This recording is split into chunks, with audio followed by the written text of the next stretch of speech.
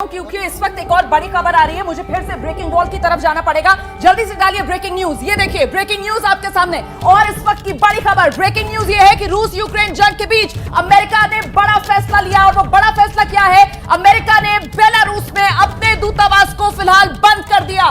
Belarus वो देश है जिसकी जमीन का इस्तेमाल रूस की तरफ से किया जा रहा है। कहां पर? यूक्रेन पर हमला करने के लिए। और ऐसे में अमेरिका की तरफ से बेलारूस को भी एक तरीके से बड़ा संदेश दिया गया है। अमेरिका ने बेलारूस में अपना दूतावास बंद किया। रूस यूक्रेन जंग के बीच ये बड़ा फैसला। सौरभ,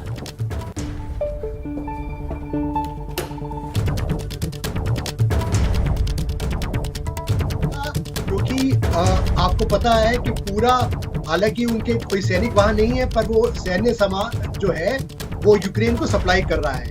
बेलारूस, आप मान के चलिए कि रूस का एक तरह से वो सेकंड फिडल करते हैं। जो वहां के राष्ट्रपति हैं वो पूरे व्लादिमीर पुतिन के जिसे कहते हैं कि बिल्कुल शिष्य हैं। उन्होंने पूरा वहां से एक लॉन्चिंग पैड बना दिया है और आज कुछ अटैक्स बेलारूस से भी हुए हैं। तो जाहिर बात है कि वहां सिक्योरिटी थ्रेट है अमेरिका के इंटरेस्ट को, और उन्होंने बंद किया है।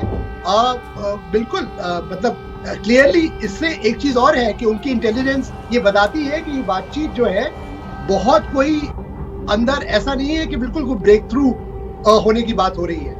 एब्सोल्युटली कर्नल तानवीर, मतलब क्या इसको सिर्फ सिक्योरिटी कंसर्न की वजह से माना जाएगा कि बेलारूस के अंदर अमेरिका ने अपने दूतावास को बंद किया, या फिर एक तरीके से रणनीतिक एक संदेश भी देना और ये महज एक शुरुआत माना जाए? इसके बाद और जो देश रूस के साथ खड़े हुए हैं उनके खिलाफ भी इस तरीके का एक्शन, इस तरीके की कार्रवाई? देखिए, ये बिल्कुल डिप्लोमेटिक प्रेशर बिल्डअप किया जा रहा है रशिया के ऊपर, और इसकी शुरुआत जो है उन्होंने बेलारूस से करी है। और ये अब और भी आप देखेंगे कि जिस तरीके से दुनिया अब खेमों में बढ़ चुकी है, तो कौन से खेमे वाले लोग और किस तरीके से रिएक्ट करेंगे वो अब बड़ा दिलचस्प होगा। लेकिन ये जो सिलसिला जो बेलारूस में शुरू किया है इन्होंने, ये हमें और भी देशों में देखने को मिलेगा। बिल्कुल। तो हमले कहां पर हो रहे हैं? जहां से जंग शुरू हुई थी, रूस की तरफ से जो कहा गया था कि हम सिर्फ सैन्य ठिकानों को निशाना बनाएंगे, वो फर्क मिटता हुआ नजर आ रहा है, क्योंकि शहरी इलाके, रिहायशी इलाके, आम लोग जो अब रूस के हमलों की चपेट में आ रहे हैं। वहीं दूसरी तरफ अगर दुनिया की बात की जाए तो दुनिया साफ तौर पर दो फाड़ होती हुई, बढ़ती हुई नजर आ रही है।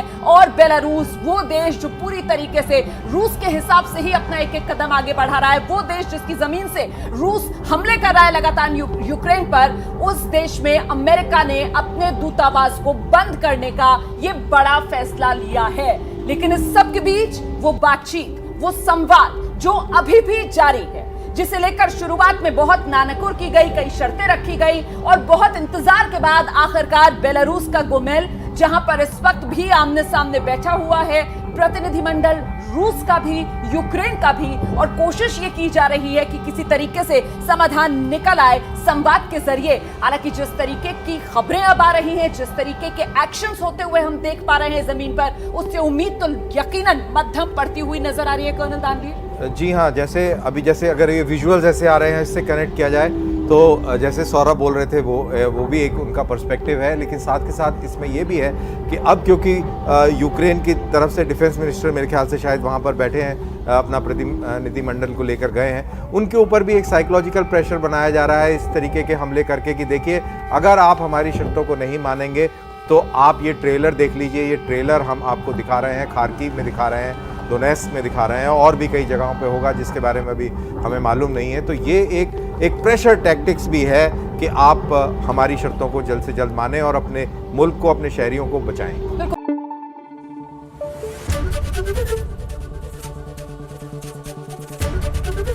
एबीपी न्यूज़ आपको रखे आगे।